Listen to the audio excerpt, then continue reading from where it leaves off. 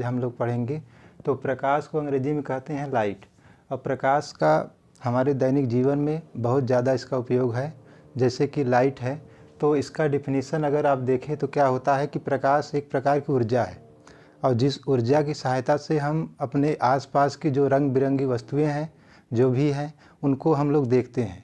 तो जैसे कोई लाइट है तो पहले जैसे सूर्य है तो सूर्य से प्रकाश की किरणें जो है धरती पर आती हैं, और जब ये प्रकाश किरणें किसी वस्तु पर, जैसे मान लीजिए ये वस्तु है कोई भी, और इस वस्तु पर जब ये किरणें गिरती हैं इसके बाद यहाँ से होता है प्रकाश का परावर्तन, और ये प्रकाश का परावर्तन होने के पश्चात ये हमारे जो है नेत्रों में प्रवेश करता है।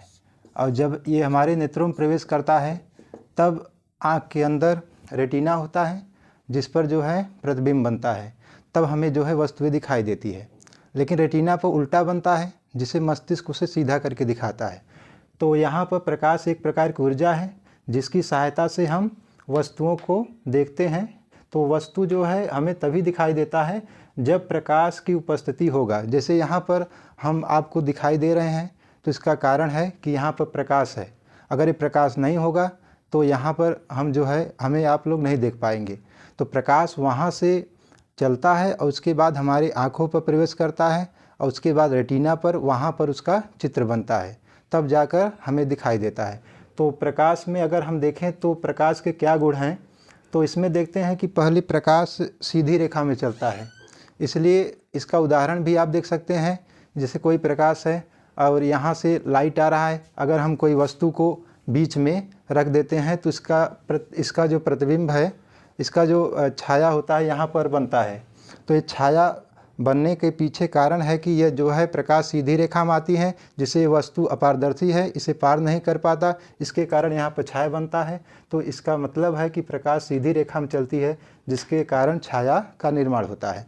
और दूसरा पॉइंट देखें तो प्रकाश की जो गति होती है ये निर्वात में, निर्वात का मतलब वैक्यूम होता है, इसे अंग्रेजी में वैक्यूम कहते हैं। और वैक्यूम का मतलब यहाँ पर जहाँ पर हवा न हो, निर्वात।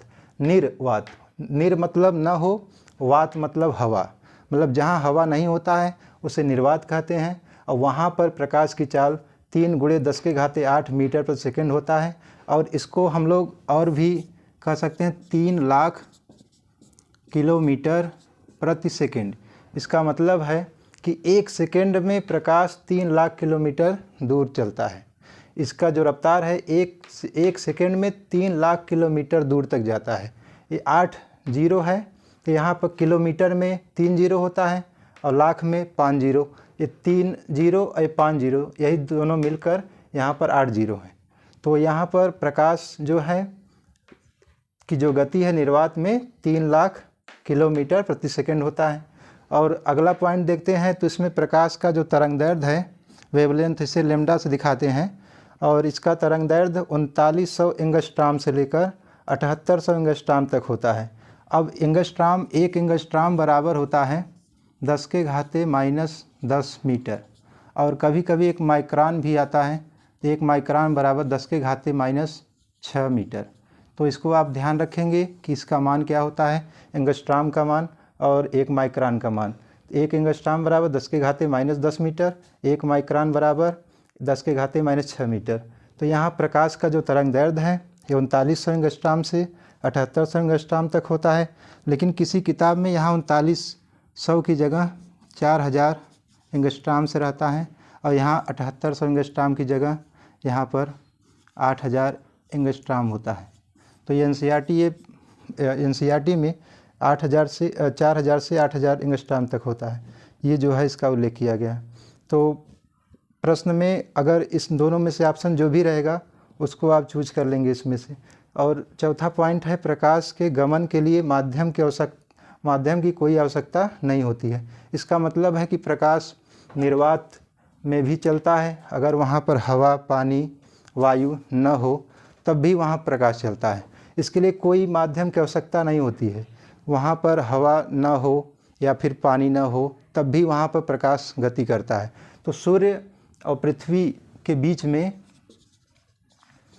ऐसे जगह है जहाँ पर हवा नहीं होती है, निर्वात है, फिर भी वहाँ सूर्य से लेकर प्रकाश निर्वात में भी चलकर पृथ्वी तक पहुँचता है।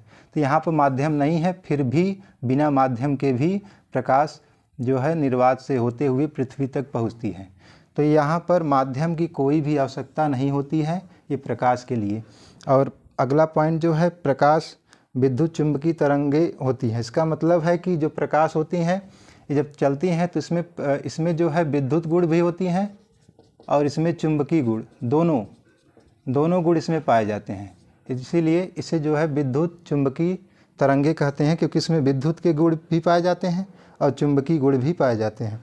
और अगला जो पॉइंट है, इसमें प्रकाश के द्वारा कई घटनाएं होती हैं। जैसे प्रकाश का परावर्तन कैसे होता है, जब कोई चिकनी सतह पर प्रकाश गिरता है तो यहाँ से परावर्तन हो जाता है, तो प्रकाश का परावर्तन है।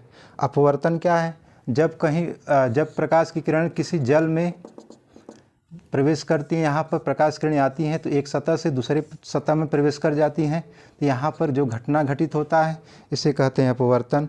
और या फिर ये जल है और ये वायु है, या फिर वायु से अगर प्रकाश किसी कांच में जा रहा है, जैसे यहाँ पर वायु है और यहाँ पर कांच है, और कांच में अगर प्रवेश कर रहा है वायु से होकर, तो यहाँ भी जो घटना घटित होता है इसे अपवर्तन कहते हैं। तो अपवर्तन का मतलब है कि प्रकाश किसी एक माध्यम से चलकर किसी दूसरे माध्यम में प्रवेश कर जाती है, तो वहाँ पर अपवर्तन की घटना। और जब परावर्तन की घटना वह है कि जहाँ प्रकाश की किरणें किसी सतह से टकराकर, चिकनी सतह से टकराकर, और वह दोबारा उसी माध्यम में, जैसे वायु है तो वायु में से चल कर आया और यहाँ परावर्तित हुआ और उसी माध्यम में वापस लौट जाता है, तो यहाँ पर परावर्तन की घटना होती है। और अपवर्तन की घटना क्या है, एक माध्यम से चलकर प्रकाश उसी किसी दूसरे माध्यम में जब प्रवेश कर जाती है तो वहाँ पर अपवर्तन की घटना घटित होती है। और एक व्यतिकरण, विवर्तन और ध्रुवण, ये तीन और भी घटनाएँ होती हैं।